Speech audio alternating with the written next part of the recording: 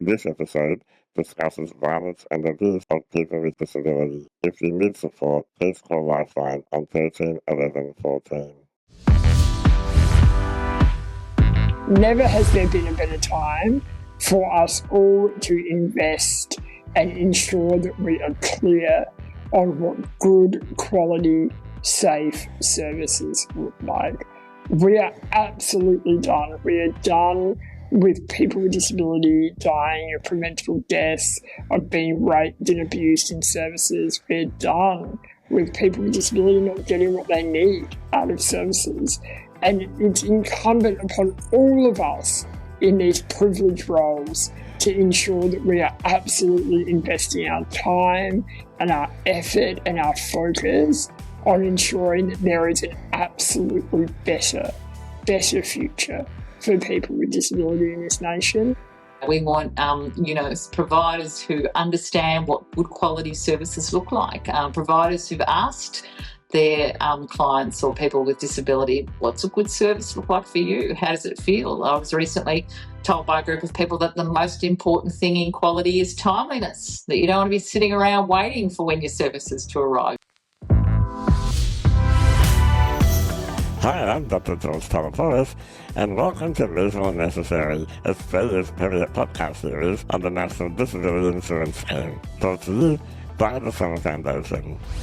I'm coming to you from Wurundjeri land and pay my respects to elders, past, present and emerging. But before we go any further, please do me a favour and hit the like button, make sure you subscribe to the channel and select the notification bell so you can be notified of future episodes. On today's episode, we speak with NDIS Commissioner Louise Glanville and Associate Commissioner Natalie Wade. What plans do NDIS leaders have to increase the quality and safety of our NDIS supports? Let's find out. Hi Louise and Natalie, welcome to the show. Hi George. Hi George, thanks so much for having us. It's so great to have you on. How about we start with some introductions, and I'll start with you, Louise. Thanks so much, George. And look, it is great to be here. I'll be acknowledging the traditional owners of the lands that I'm on, so Wurundjeri land here in Melbourne, and I note that their elders, past, present and emerging, that they have never ceded these lands.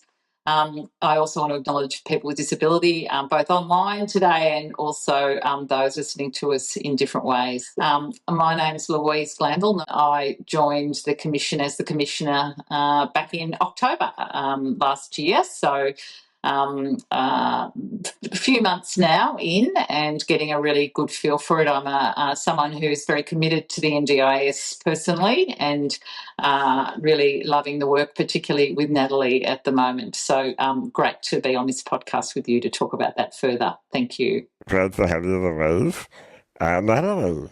Hi George, thanks so much for having me on again. I am joining you from Ghana land and pay my respects to their elders past, present and emerging. And of course, as a proud disabled woman, I acknowledge all people with disability around the nation and their continued efforts to advance the rights of people with disability in this nation. Today, unlike other shows we've done together, George, am coming as the Associate Commissioner to the NDIS Quality and Safeguards Commission. I joined alongside Louise in October 2024, and it's a new role for the Commission designed to increase the bandwidth of the Commissioner ship of this commission to create better focus on policy and reform, but also an excellent opportunity to embed disability leadership within the commission. So I'm really keen to talk to you more about that today. I'm so pleased and grateful to have you on the show. I especially pleased when I saw you, Natalie, on Senate estimates, and to see a person with a disability funding Senate estimates was really exciting for me as a disabled person. How was that experience for you? I appeared at Senate Estimates as acting commissioner for Louise while she was on medical leave, which I'm sure she'll explain in a moment. And to appear, as you say, George, as a disabled person leading one of the three key agencies responsible from a government perspective of the NDIS was a deep privilege and honour. It's absolutely paramount that people with disability lead the NDIS, but also have significant leadership roles within the Australian Public Service, and I'm just incredibly honoured. I was absolutely very nervous, if that helps, but but mostly honoured. Just so I set the record, I didn't deliberately hurt my leg, so I couldn't go to Senate Estimates because I personally love Senate Estimates. And I think it's a great opportunity to actually tell not only the senators, but more broadly the community about the work that the Commission does and the importance of the NDIS and how we work together. But yes, I was hit by a very fat staffy. Staffy lovers don't like to use the word fat, but around the 35 to 40 kilos barreled into my leg while I was walking my own couple of whippets, and that sent my knee into fracture mode, and so I had to have a knee replacement. And how wonderful it is to have a colleague in Natalie who can step into the commissioner role, to watch how well she took up that role. And for us all to learn more thoroughly about partnerships in leadership that can be as inclusive as this one. Louise, is that your idea to have an associate commissioner with a disability and Natalie in particular appointed? How did that come about? Yeah, so it's been a long time coming, really. When I was at the NDIA, I'd have to say I was very proactive as a person who did a lot of the career recruiting in the early years of the NDIA. So I'm talking about a decade and a bit ago now, George, having as many people with disability as possible in not only roles in the organisation, but in executive roles in the organisation. So I've often talked about this issue with people like Bruce Bonyhady, who was then the chair of the board. I certainly have spoken about it with the former minister in Bill Shorten. So when he suggested that this might be a possibility, I was also delighted that Natalie Wade was the name in contention there, and that was because I knew Natalie, not in a really deep way, but we'd had connection because Natalie, in a great sort of moment for me to think and remember about that, launched the Disability Action Plan at Victoria Legal Aid, where I had the role of CEO for the last 6 years. And so I knew Natalie, I knew of her great work, I knew of her rights orientation, which is very aligned to my own. But mainly I thought this is the time. This is the time to really embrace this is a real possibility. And I am delighted that I'll get a chance to talk about this more broadly to the APS in a few events in the coming weeks about, new, different, innovative, creative ways of leading and what that can look like in the APS. I'd love to see that more throughout government, throughout the private sector as well. It's very, very important.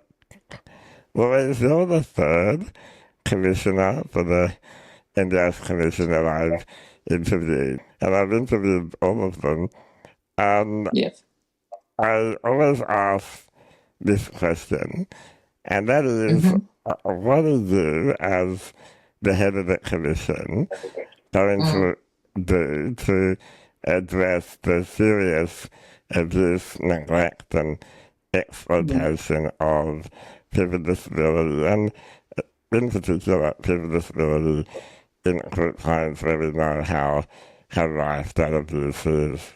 Thank you for that. That's a great question. And I'd start by saying that as the Commission is a human rights regulator, abuse and neglect and death as a consequence of how people are treated or the services they receive or don't receive is such an abhorrent thing to see, and for me, it's one of our primary obligations to work well with people with disability and to ensure that their human rights are protected in the way that we would want all our human rights to be protected. So how does that translate, George? I think you're asking. Well, firstly, I look it in the eye. I look at it and see it and think about it a lot. For example, Natalie and I recently travelled down to the Valid conference down there, and I travelled in the taxi with Natalie, and I observed firsthand that, for example, she couldn't see whether her chair had been bolted properly in that taxi. And for me, it was such a salient moment because I thought, well, people die from not being bolted well in taxis, and people who live in other sorts of settings that are reasonably closed often don't have the very necessary supports and people around them that have the right training to be able to ensure that they are receiving services safely, that those services are of good quality, and that people are able, therefore, to live their lives in a meaningful way. So it starts with looking and seeing what's happening.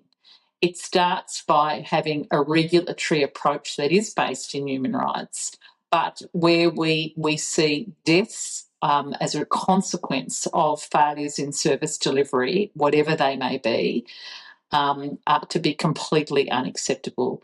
And for me, it is totally unacceptable that someone can be being fed, assisted with the intake of food for their own nourishment, and that is the cause of their death. And these things we must look at clearly. We must advocate for the strong regulatory responses that we need, and we are seeing quite a few of those now, but we have more that we want to get done. Most importantly, I think you have to retain the humanity inside yourself that says quite clearly that we are all in this together. That impact on someone impacts on all of us, and that we have to call out at the highest levels the unacceptability of these sorts of abuses and indeed deaths that occur when people are not receiving the quality and having the safeguarding of the sort of services they need to ensure that they are safe. It's fundamental, it's vitally important to the Commission, and Natalie and I have this as a very high priority, including looking at our own possibilities for better understanding how deaths occur and how they can be prevented. Can I say, George, I think it's really important that we work with others in this space. So I did attend a terrific session with Fire Safety Victoria, where we spend a lot of time talking about how people with disabilities are often the highest group that die in house fires and in home fires. And this is because there is not enough attention paid to what people need to support them in that living and to support them to be able to access or egress an environment. So it is linked to the NDIS, but for me as Commissioner, I see much broader applicability of the human rights approach, the importance of quality and safeguards, and the importance of holding people to account, particularly if there are people that have not really taken up their role in the way that we would expect that they do. And that's recognising that a lot of people take up their roles really, really well, but this is a particularly critical feature for us at the moment. It certainly is, and I think you're right. We need a whole of community response around this issue. And not only as the Associate Commissioner and also as a person who's part of our community, you would have heard a lot of people in that community say, oh, the NDIS Commission, it's a toothless tiger. They don't necessarily do anything helpful when they have a problem. What would you say to them as Associate Commissioner? Yeah, it certainly is the case, George, that I have observed both when I was actively working in civil society, but also for many different roles that I have had, that the NDIS Commission plays a really important part, and it's a relatively new part in safeguarding services for people with disability.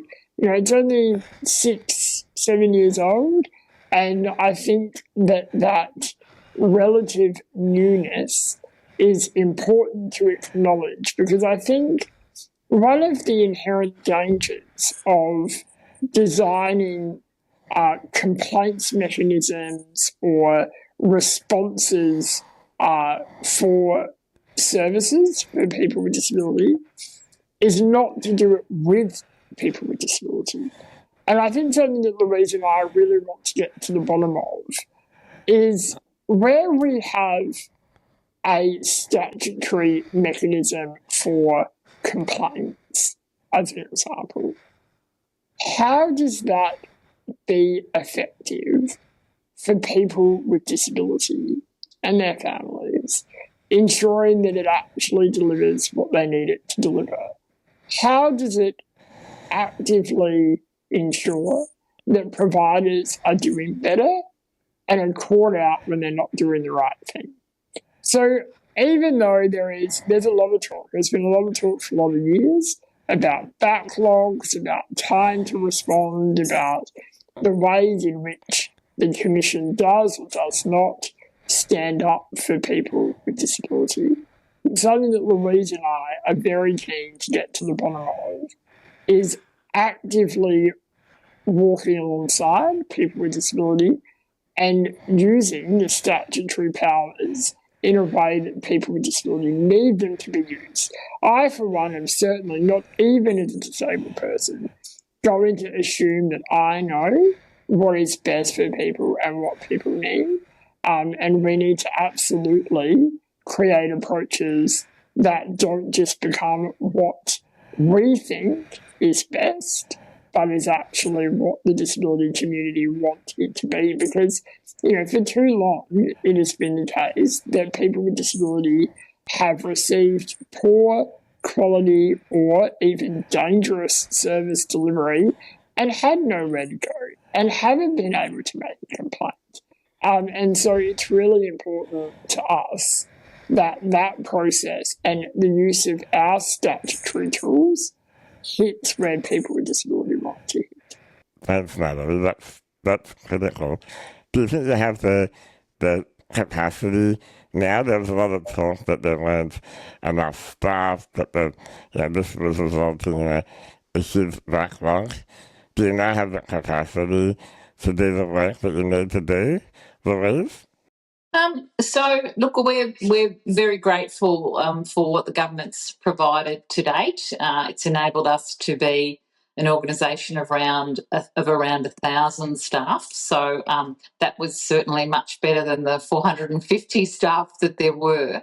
But I think people do have to bear in mind that we are a national regulator. We are across the country. We are in every jurisdiction.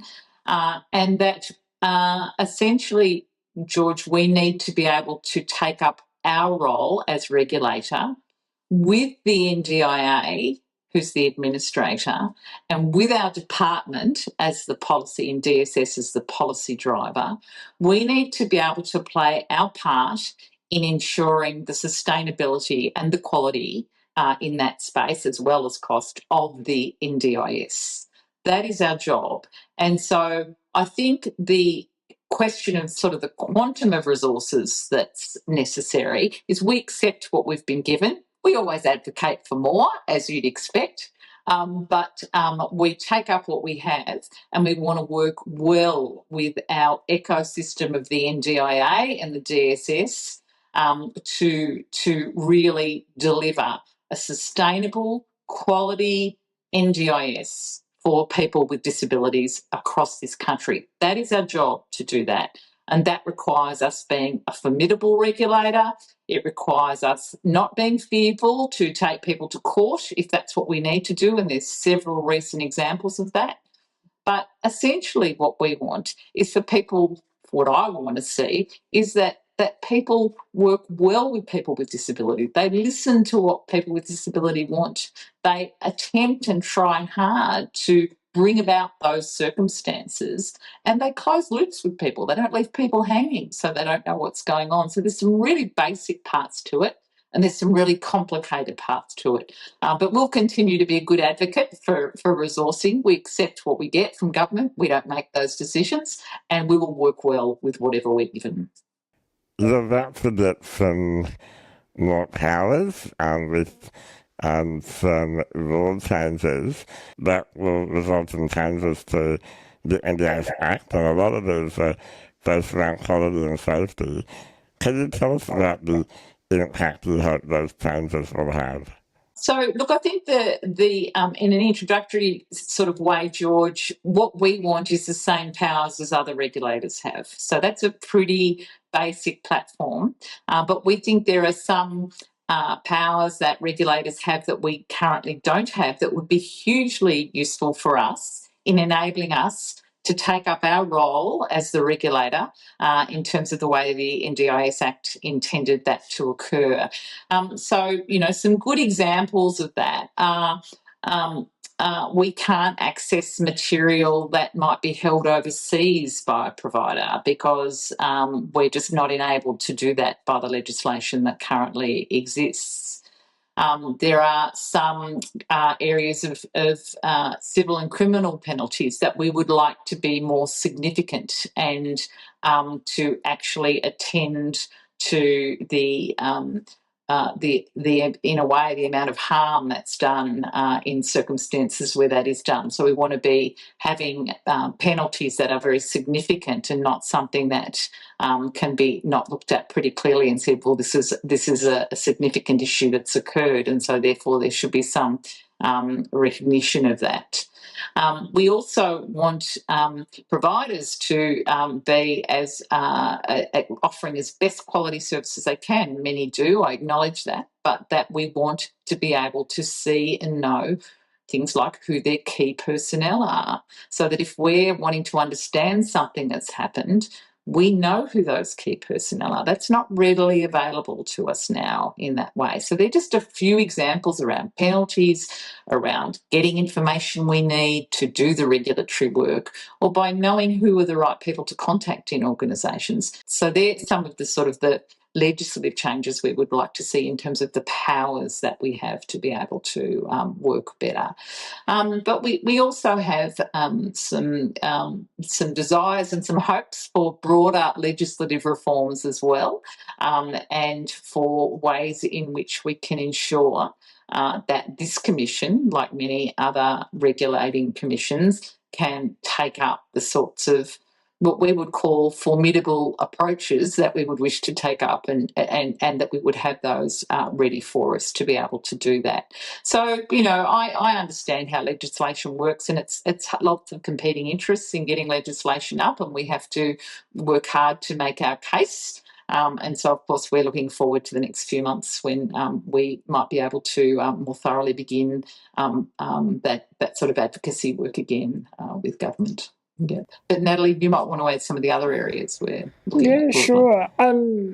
So, George, the Commission has been actively asking the community and sector around what we have affectionately called the Bill 2 measures. So, Bill 2 references the NDIS getting back on track Bill number 2 following Bill number 1 that went before the Parliament mid last year. And so, as Louise explained, the purpose of those measures is about bringing the NDIS Commission up to other regulators and ensuring that our powers recognise the valuable role a regulator will play in advancing the rights of people with disability, which is critical. And we certainly heard through those consultations that both the disability community and the sector are very supportive. There were some questions, really good questions, raised around ensuring that changes did not impose significant regulatory burden or did not slow down service delivery. And they're really important points and ones that are very live in Louise and my mind. But we were really pleased to see the groundswell of support for the proposed measures. And it really indicates to me, George, that both the disability community and the sector are firmly committed to having a regulator that sits in the space of ensuring the NDIS delivers what it is intended to deliver, and that is for people with disability to be great contributors to Australia. And so we're looking forward to those measures continuing to be discussed over coming months. One of my favourite changes that you're wanting to achieve is equality between the penalty for harming an employee and a person with disability. I think it's appalling that currently the maximum fine is $450,000 if you have a disability, and it's 1.5 if you're an employee. It makes no sense. I'm looking forward to that change. It's a terrific point, George, and I think it sort of highlights what I feel about. You've got to look and see people. You know, you've got to understand what they need. You've got to see the humanity in us all, and it's a classic example of how we shouldn't be treating people lesser because they have a disability. That you see in that type of a differentiated amount for harm to a worker, for example, 1.5 million, and harm to a person with a disability of 450,000. And I sort of feel that it's really important to call those things out because it tells us something about what we're prepared to walk past. And we can't walk past these things anymore. You raised the question about deaths. I mean, that has to be one of the highest priorities. If you say people dying unnecessarily, if I can put it that way, that has to be the highest priority. And it's something that Natalie and I are very, very committed to making a difference in relation to those issues.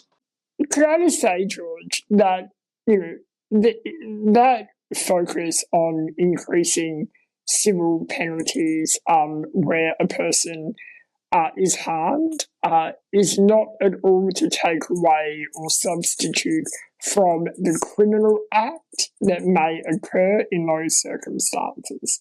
It is absolutely incumbent on those involved in the criminal justice system to ensure that where a person with disability is abused or is killed, that is dealt with in the appropriate way through those avenues. But what is important also to acknowledge, as Louise says, we must see that people with disability are receiving services when harm occurs, and we must ensure that that is addressed in addition to any criminal acts that may have occurred. So I just want to be really clear with your listeners that it's not to say where a provider receives a penalty that is instead of any criminal proceedings that may follow.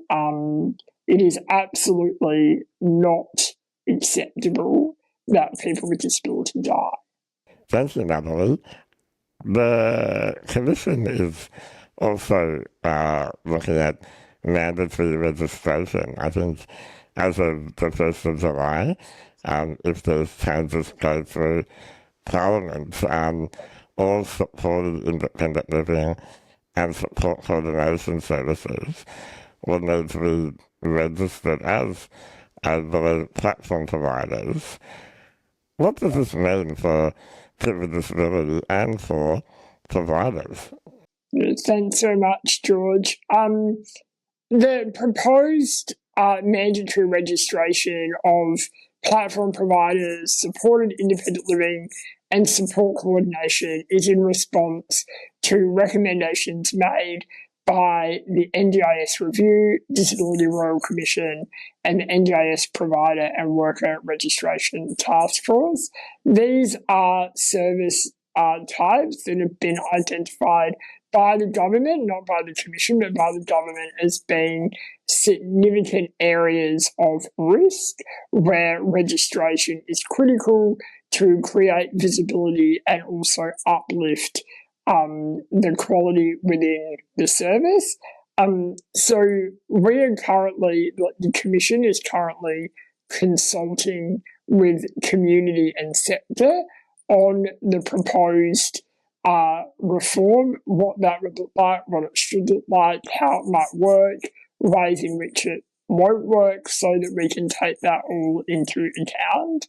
The proposal is for mandatory registration to apply in the current way that registration works. So within the Disability Royal Commission, NDIS Review, and the task force, there were recommendations made around different types of registration and different types of standards that would sit within registration. The government were very clear in September last year that it's paramount that these three service areas are registered, and so the Commission will move forward with registering them. So we're consulting actively about what that needs to look like and how that will work, and we're really grateful for everyone who's providing their contributions to that work. I'm thinking about personal control in this context. Is there going to be a reduction in choice for participants when this occurs? So, George, you and I have spoken a lot about registration and choice and control, as I have spoken about with many of your listeners before as well.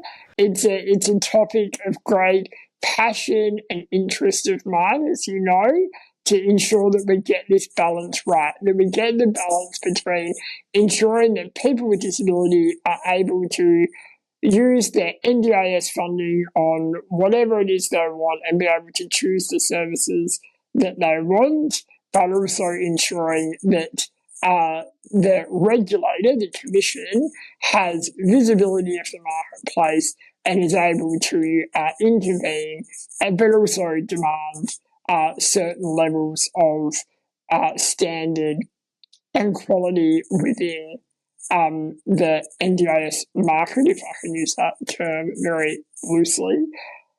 Through our consultation, George, around the registration of supported independent living support coordination and platform providers, Louise and I are keeping a particular ear to choice and control issues that may arise in the way in which mandatory registration would look for those services, but we're certainly deeply committed to balancing those elements. And as you know, George, as well as I, it is a balance that we need to strike, and it's really important because people with disability deserve to receive quality and safe services of their choosing. Absolutely.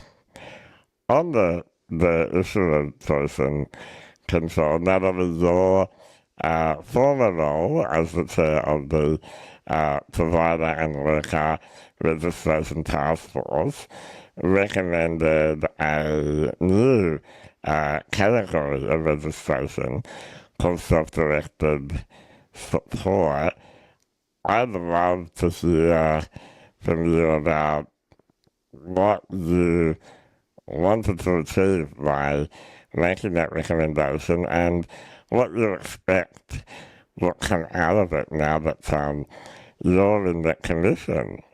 Yeah, thanks so much, George. So it's been a great privilege to be able to walk from the task force to the commission and continue my deep work around registration and ensuring that that does reflect the human rights of people with disability. Of course, as you would expect, everything that I had to say about the recommendations made by the task force I said in the report, which I, for better or worse, decided to write most of it word for word. And so certainly that is the source of what your listeners are able to refer to determine better what the task force was thinking. But now at the Commission, you would be aware, for those who are not, please do be aware that our colleagues in the Department of Social Services are consulting on self-directed supports and are really working closely with community and sector around what that needs to look like going forward. So I'm really looking forward to see where that lands. Thanks, Natalie. You know, at the Solar Foundation, we're really keen to see people who have high support needs have a lot more options and a lot more control over where they live and who they live with. And we have a focus on individualised living arrangements and how we can grow those. Mm-hmm. Do you think that a self-direction registration category could support the growth of individualised living arrangements? So at the Commission, George, we have recently done a stream of work around a redevelopment of our practice standards that support independent living and have probed quite deeply into that. And again, very grateful for everyone who has contributed to that work that has been on foot since Louise and I started. And that is absolutely an important piece to evolving and developing the ways in which people with disability explore individualised living arrangements. I think with respect to self-directed supports, it is really going to come down to what it works out to be when further work is done by government and community. And I don't think that it is settled yet. And it's really up to everyone involved in that conversation to lift it to a space where the human rights of people with disability to choose where they live and who they live with is absolutely advanced. And there's a lot of interesting excitement about that. So let's maybe have another conversation when the policy decisions are made. Before we wrap up, I'm really keen to hear from both of you about what you will be doing to ensure that the voices and the interests of people with disabilities are at the centre of the changes. And also, what is your message for the community? We have lots of people with disability and families that listen, and providers. What would you like to say to them? I'll start with you, Louise. Yeah, well, look, personally, I have a long history and am very much on the record as saying that co-creation is really important for getting the right sort of solutions for people that sort of times of change where you can just sit and decide things from a little office where you think you've got all the evidence and information and lived experience you need, and you put something out there. So I don't think the Commission always gets this right, but certainly under Natalie and my watch, we want to increasingly become better at sort of co-creation. We want to be better at listening to what people are telling us. And, you know, we have examples all the time where people have told us we haven't listened well enough, and we listen to that and take that on and think, how do we do this better? How do we do this in a more inclusive way? How do we ensure that we're hearing from all those that we need to hear from? So that is a strong commitment that I have personally, but I think it's very important for NDIS organisations such as the Commission, to actually really embrace that, and that people can see that being embraced in terms of how we do our very important work on behalf really of people with disability in lots of ways. I would wish us to be transparent, to be open to criticism, to be always looking at how we can do things better. I know that the best solutions come from co-creation. I've seen it. I understand it. It's often not the quickest way, but it is the way to get, I think, more enduring and sustainable outcomes. So I remain very committed to that. I think sometimes it's hard to do within government, but you have to work at it. And certainly the Commission has that orientation, noting, as I said, we don't always get things right. Sometimes we talk at people. We don't want to talk at people. We want to talk with people. And that's a really important part of, I think, our message and the sort of the way in which we would wish to do our work. Can I say too, we do want to work as well as we can with the other parts of the NDIS, being the agency, and also our department in DSS. It is very important that these agencies come together in ways which can support the interests and requests of people with disability. So that's another important feature of our leadership that I think we're going to focus on, particularly in the coming year. Louise, before I go to that, do you have a message for providers that might be listening? Yeah. I love meeting with providers. I try and meet with providers quite a bit. I travel around the country, of course, meeting our own staff, of course, meeting advocacy organisations and people with disabilities as well. But meeting providers is very important to me to understand some of the challenges and concerns and good news stories that they have about the work that they're doing.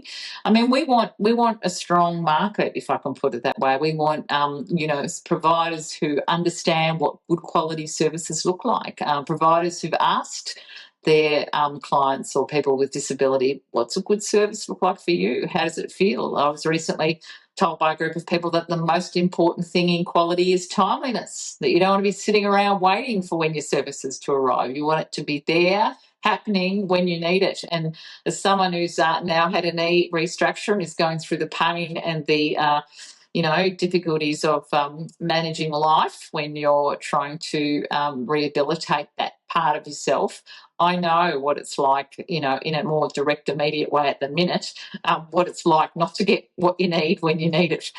So for me, providers are essential to be engaging with all the time as well. We want to work with. We want to ensure that we are doing our bit as well as we can in the Commission. And I note the comments that Natalie made earlier in relation to the short history of this Commission. With many commissioners, as you said at the beginning, it's not been an easy organisation to create in lots of ways. And we've got a lot of work ahead of us to be as good as we can at the engagement piece you're referring, not only to people with disability, but to providers as well. Thank you, Louise. Natalie, final words to you. Thanks so much, George. Look, I think my message to people with disability and their providers is that your time is now. Never has there been a better time for us all to invest and ensure that we are clear on what good, quality, safe services look like. We are absolutely done. We are done with people with disability dying of preventable deaths, of being raped and abused in services. We're done with people with disability not getting what they need out of services. And it's incumbent upon all of us in these privileged roles to ensure that we are absolutely investing our time and our effort and our focus on ensuring that there is an absolutely better future for people with disability in this nation. And I'm just incredibly honoured to be standing alongside Louise and contributing our work to that effort at this time. We are done. We are definitely done. We're done with all that, and we're done with the podcast. Thank you, both of you, for all of the incredible work that you do, for taking time out of your very, very busy schedules to be with me today. Looking forward to lots more conversations in the future, and let's make sure that we do everything that we can to deliver quality and safety to our community. Thank you for your time, Natalie and Louise. Thanks so much, George. Thanks, George. It's been a privilege. Thank you. Thank you. See you later. That's all we have time for on today's episode of Reasonable and Necessary. As you know, we love your feedback, so please share your thoughts or questions in the comments section below. Thanks for listening, and until next time, stay well and reasonable.